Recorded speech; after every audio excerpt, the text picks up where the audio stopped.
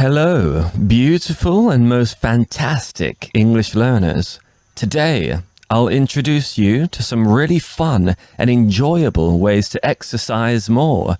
It's important to exercise to get the blood flowing and to get the muscles working, especially as we get older.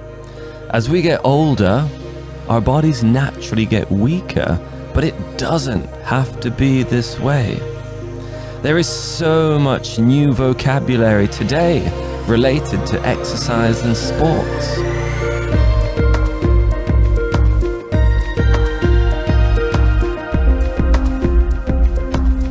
Remember, how we learn English on this podcast, we use the comprehensible input method. This says that the best way to learn a second language is to listen to and read as much English as possible that is just one level above your level. Just one little level above your level. This is why I speak in a pre-intermediate level. I use simple words, so you can easily follow. What's important is that you generally understand the meaning, and your brain will pick up language naturally, as well as review and better understand how you use all the wonderful words that you already know. Exercising is something that does not come naturally to me. I have always found it to be boring and just uncomfortable. Also, I don't like sweating.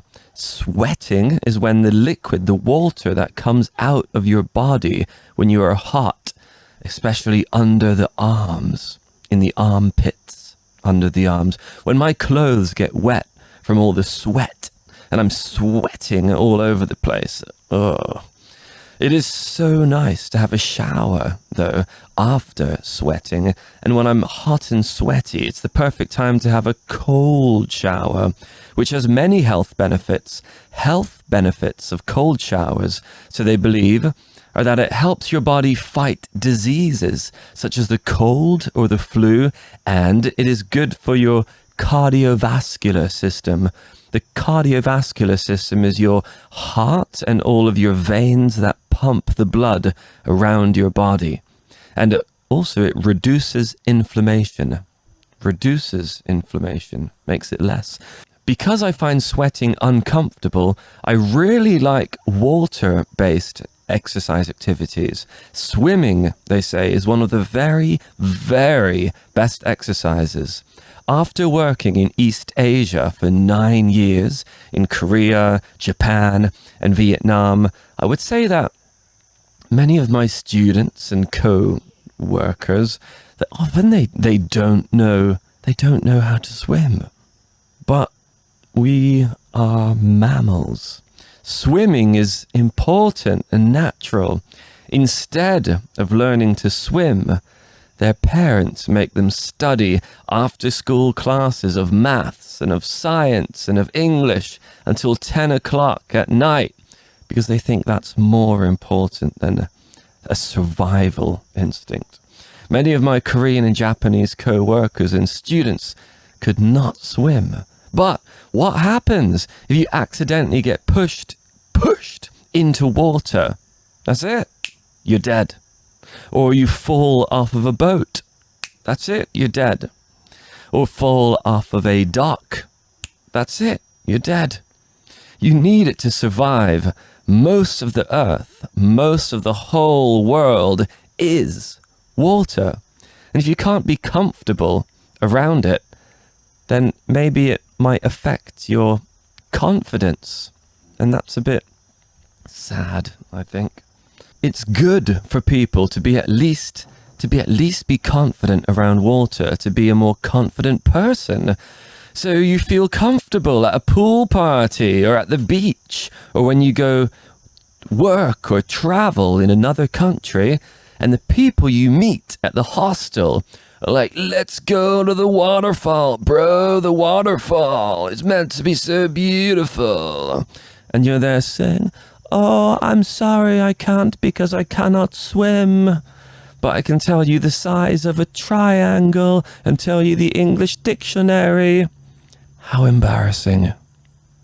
Deeply humiliating. Swimming is so good for your whole body, for your cardiovascular system, which is, as we said, your heart and veins and the ability to pump blood around your body and oxygenize it. It's great for your muscles and builds strength, makes you stronger, builds strength, but across your whole body, because swimming uses all of your muscles. Also, it is great for your lung capacity. It helps you take in lots of oxygen. We are human beings, and like all mammals and creatures, oxygen is life. This will help us age better, helps our cell regeneration, helps our DNA regeneration. So this can only be a good thing. And of course, you'll live longer if you're oxygenized. If you take in lots of oxygen, as much as you can. Personally, I like swimming because it helps me connect to the natural part of my humanity and to nature. Love swimming in rivers, in the ocean. But also my mind can focus on something. Every stroke you do, backstroke, forward crawl, breaststroke, the frog, the doggy paddle, they can all be improved. You can go on YouTube and find videos of how to improve your technique. For me, this is the key to make exercises much more fun than just going to a gym. Going to a gym, running on the treadmill, doing weights, for me or doing repetitive activities, things we just repeat it again and again. It's just so boring. But try activities where you can improve your technique. Swimming is one, but there are many. Surfing, rock climbing, hiking, pole dancing, playing frisbee, etc. And if you're always focusing on improving your technique, how you do it, your technique, then it gives your mind something to do, and it makes it more interesting. You can go on YouTube and learn how to do the technique better. This comes to the next one, surfing. Surfing is my favorite because you improve with every practice. I go on YouTube and I learn something new before every session with my surfboard. So I can learn how to stand up better. I'll go on YouTube, watch a video how to stand up better, and I'll practice it on the floor at home. And then when I take my surfboard out, I can practice it, and then I can practice how to turn better, how to, etc. Makes it more enjoyable. And surfing as well, like, I feel very much at peace. It's very therapeutic, just sitting there and waiting for the next wave. And when the next wave comes, you stand on the board and you feel the raw power of the universe, the whole of creation underneath you. It takes two to tango, as they say. And surfing can be a spiritual experience where you connect with nature, the cosmos, the universe, God, whatever you want to call it. Actually, originally, surfing was a spiritual and religious activity by the ancient Hawaiian people, where surfing comes from, in Hawaii.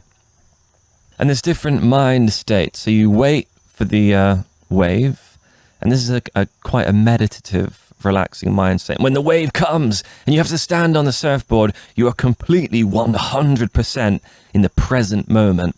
In that moment, trying to stand on the surfboard, you're not thinking about doing the laundry. You're not thinking about the things you don't like at work, etc. In the moment, 100% present. And there's lots of sports, there's lots of activities where you can have these different mind states as well. In fact, most of them that I will talk to you about, you have different mind states. Another exercise where your mind can be active, learning new skills, is one that I like is skateboarding. A skateboard is a board that you stand on with wheels underneath. There are many different kinds of skateboards. Shortboards, longboards, banana boards. It depends if you want to do tricks, stunts, or if you want to use it just for transport. Another fun activity is frisbee. A frisbee is a disc that you throw. It's a disc that looks a bit like a UFO. It looks a bit like a UFO and you throw it. It's based on like the old Olympic sport, the discus. And this again is an activity that is great exercise, but also you can improve your technique. There are many YouTube videos to teach you how to do it. Sports are great exercise. I mean, a classic, right? Football. Football is one of the very best. You practice so many different muscles. You're continuously rebalancing all of the time, continuously going between different speeds, right? It's quick sprint, stop, walk a bit, jog a bit, quick sprint, stop. So your body has to readapt to all these different movements. And in football, there's so many different techniques and ways to focus your mind. And all of these team sports are good. Basketball, baseball, hockey, badminton, amazing exercise. But you don't even realize you're exercising because your mind is so focused on the game. So team sports, also fighting sports are also incredible exercise and very much something you can improve at. Brazilian Jiu-Jitsu, for example, my friend who teaches it, he describes it as a physical game of chess. Yeah, it's like a mental game, but you play physically. You have to think quickly, and there's lots of strategy.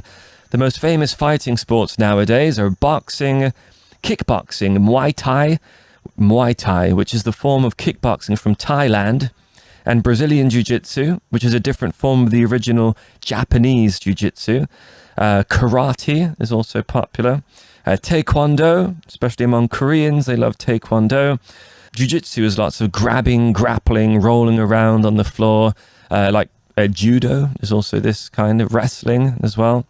And when they mix them all, you have a mixed martial arts, which is also an activity that's become very popular these days. Exercises that are a bit boring to me, ones that I don't like so much, ones that are very repetitive. Repetitive means I'm doing the same thing again and again, nothing to think about, nothing to improve at, the improvement is very limited. Well, for me, most gym activities are boring. I like it to improve my technique, focus the mind, yeah? But the gym, it's lifting weights. Yeah, there's a bit of technique. There's a bit of technique to lifting weights, but it's far less interesting than the other activities I mentioned above, in my opinion, yeah? Running on the treadmill or using a rowing machine. So instead of using a rowing machine, why not try a canoe or a kayak, yeah? Do some real life rowing. Enjoy some nature whilst you're out there. Learn to make your technique more effective. So every row that you do with the oar takes you a bit further. Yeah, there's lots of videos on YouTube how to improve your rowing technique. Now let's talk about very easy exercises you can do. Yeah, where you don't need much equipment. Dancing. Dancing is great. Salsa, tango, jazz, swing, ballet, Lindy Hop. So many different types. And dancers always have such amazing bodies, don't they? Actually, you never have to do exercise you don't like. You never have to do exercise you don't like because there's so many different activities out there. Yeah. If you don't like it, do something else. And also 90% of your health is actually your nutrition. Your nutrition is what you eat, the different vitamins and minerals that you take in, consume into your body. Playing with your kids. Yeah. That's great exercise. You can let them be an airplane, spin them around, holding them.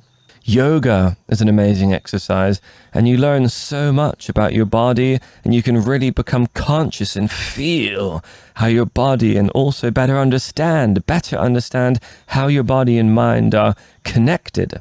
Seriously, you can watch how your mind reacts to different body movements. And you discover new things about your body with every session. What makes you comfortable? What makes you uncomfortable? Why does it make you uncomfortable? Is it really that bad? Because maybe if you do it again, it makes you less uncomfortable. And then you can bring this into other parts of your life. It's a great universal lesson, actually, to become comfortable in the uncomfortable. So you could discover new things with every session. And also you can practice mind skills such as patience and being in the present moment, really feeling and different aspects of your body and feeling the room and the nature around you. In many cultures, yoga is a way of life and a deep part of some cultures. When I volunteered, when I worked in India for free, when I volunteered there, they did yoga at school with the kids most mornings. In Hindu, the word yoga means the union, the balance, the connection of mind, body, and spirit. Yoga. Another place people do yoga is on a paddleboard. Paddleboards have become much more popular recently. This is a board you stand on in a nice, calm, peaceful water, and you use an oar to paddle, like a boat, but you're standing up. To be honest, it seems a bit boring to me, but it's great exercise because you are always rebalancing on it. So I think it's a bit boring, but I think for yoga, it could be very good and very... it would definitely challenge you, and you would be using all these rebalancing muscles in your waist, in your core. Your core is like your abdomen, yeah? Like your six-pack. Hiking. Hiking is when you walk long distances, but also in a beautiful place, such as a mountain, or to a waterfall, or through a valley. The valley is the part between two mountains. When hiking, you can engage your mind too, because with every step you take can be your best step. And you have to try to step on each boulder, each rock, each tree in the most energy efficient way. So your mind is always engaged. When I've seen amazing hikers, and I've sometimes seen people pass me on hiking trails, super quick and super light on their feet. And it's really impressive. They're just like flying up the mountain. And this is it. Like, they're so good at just doing the right step. Like, every step is correct for them. So again, you can engage your mind in that way. Again, like yoga, you practice the mind skills of patience and being in the present moment. While you hike, you can also do a listening meditation. So you just listen to all the different sounds, all the different 10, 12, 15 sounds of birds, the wind.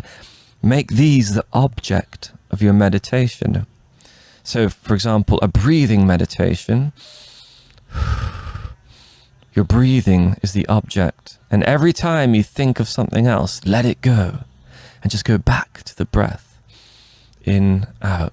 But for listening meditation, instead of breathing, you're listening. Yeah? So when a thought comes to mind, you just go back to the listening. Yeah? Return to the listening. So you let go of the thought and return your attention to listening of the nature all around you, and you can really get lost in the beautiful present moment hiking. Other exercises that are more interesting are pole exercises. I've got lots of friends, female friends mostly, who love all kinds of pole dancing. Pole dancing is incredible for building strength in your arms and your legs and your core. It uses all of your muscles. Another one is rollerblading or roller skating, if you like something a bit more dangerous. Many people like jogging. I find jogging a bit boring, to be honest. But maybe you can listen to a podcast or, again, learn something new. Yeah, listen to this podcast whilst you jog even, as long as your mind is doing something. Nowadays, there are even video games that help keep you fit. Video games where you have to move, such as Beat Saber or Dance Dance Revolution. Maybe you've played these games before. But there's quite a few video games now. On the Nintendo... What's the Nintendo where you're moving around, right? And you're holding the joysticks in your hand. There's lots of physical games. So yeah, look out for them. Next time, here's another idea. Next time you make a longer phone call, a phone call to, say, a best friend or a brother or sister, take a walk. Because a phone call to catch up with someone, right? To catch up with someone is like 30 minutes, an hour. So you can take a walk, and this makes it more interesting. Yeah? Whilst you're on the phone. Next time you go to work, instead of using your motorbike or a subway train, take a bicycle. This is very popular in European cities, especially. I think in the Asian cities I've lived in, people do it a bit less. I mean, especially in Vietnam, there's so many different cars and pollution being blasted in your face. You know what I mean? But yeah, like in kind of cleaner, like Western cities, I know that cycling to work has become very popular. And also it's a bit colder, so you sweat less. I tried to cycle in Hanoi to my school in Vietnam. I was covered in sweat. So I need to have a shower when I get there, fresh clothes in my bag. And it's a bit of a hassle. A hassle meaning it's a bit of an inconvenience. But anyway, so imagine this. If you cycle to work, yeah, 5 days per week, Monday to Friday, that's what, 3, 4, 5 hours of cycling per week. 5 hours of exercise per week. That's amazing if you look at it accumulatively. So like if you put all the hours together at the end of the week, you might be quite impressed with how many hours you have. Makes a huge difference. Use your children as a backpack. Child backpacks. There's another one. Put your children on your back like a backpack more frequently. It's fun for them because they can see further, and it's good for you because it's an amazing exercise, and it's great for you guys to bond and connect a little bit. Another exercise is to deep clean your house. Deep clean means to clean it more comprehensively, more in detail, brushing, mopping, using the duster to clean the ceilings and all the spider webs. Also, you could time yourself cleaning. Oh, that's an amazing idea. Time yourself cleaning and try and beat your cleaning record every time. Okay, last time I cleaned the house in 40 minutes. This time I'll do it in 38. But to be honest, that's a bit exhausting. I'm not sure how sustainable that is, but at least do it a few times. That might be fun. One final idea, hula hoop.